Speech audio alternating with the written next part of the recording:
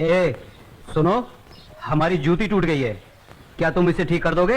हाँ हाँ शास्त्री जी, क्यों नहीं। अरे यही तो मेरा काम है। लाइए, दे दीजिए।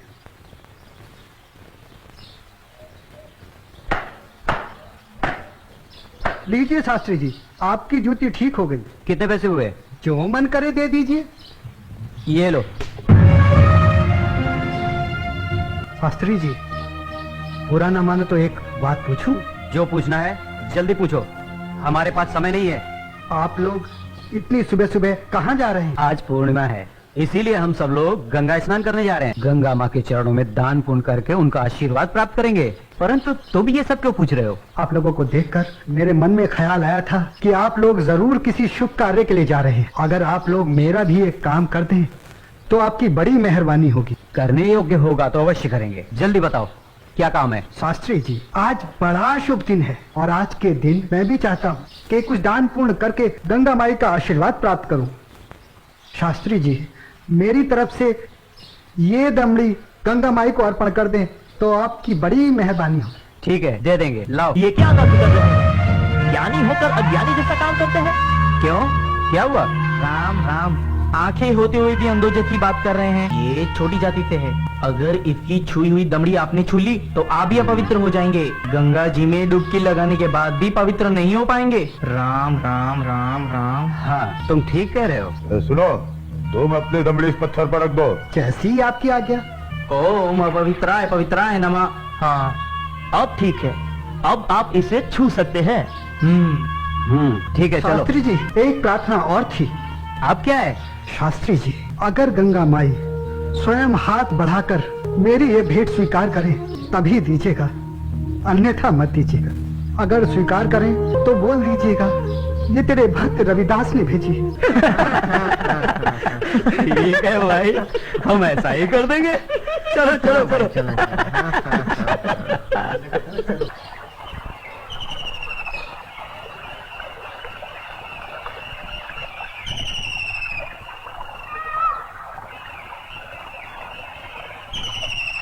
जय हो गंगा मैया की। हे माँ, तू अपनी कृपा सदा हम पे बनाए रखना माँ। यदि हमसे कोई पाप हो जाए तो अपने इस पावन जल से उसे धो डालना माँ। हे माँ, तू अपनी शरण में हमें सदा रखना माँ। जय हो गंगा मैया।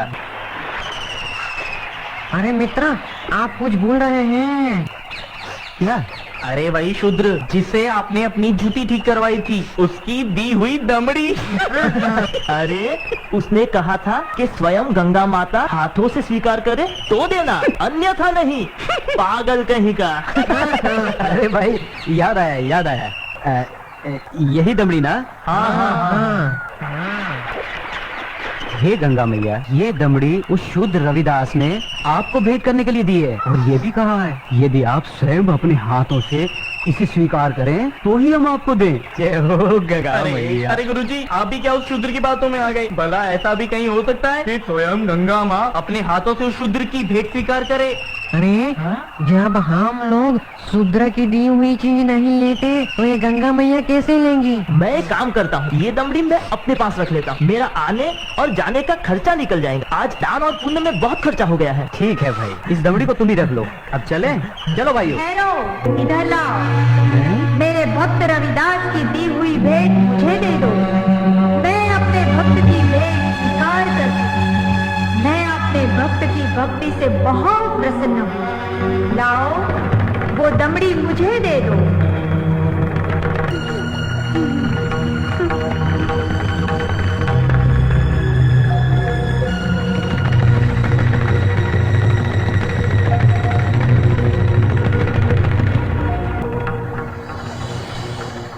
और सुनो, ये कंगन मेरी ओर से मेरे भक्त को दे देना और कहना मैंने उसकी भेंट स्वीकार कर ली।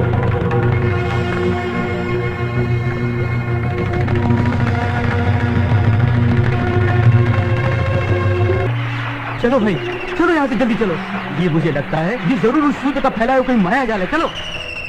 गुरुजी, हमारी आंखों ने जो देखा और हमारी कानों ने जो सुना, क्या वो सच था?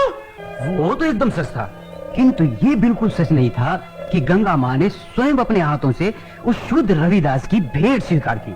और मुझे तो लगता है ये शूद्र रविदास कोई बहुत बड़ा मायावी है। हाँ, मुझे भी यही लगता है। मैं अपनी आंखों और कानों पर अभी तक विश्वास नहीं कर पा रहा हूँ।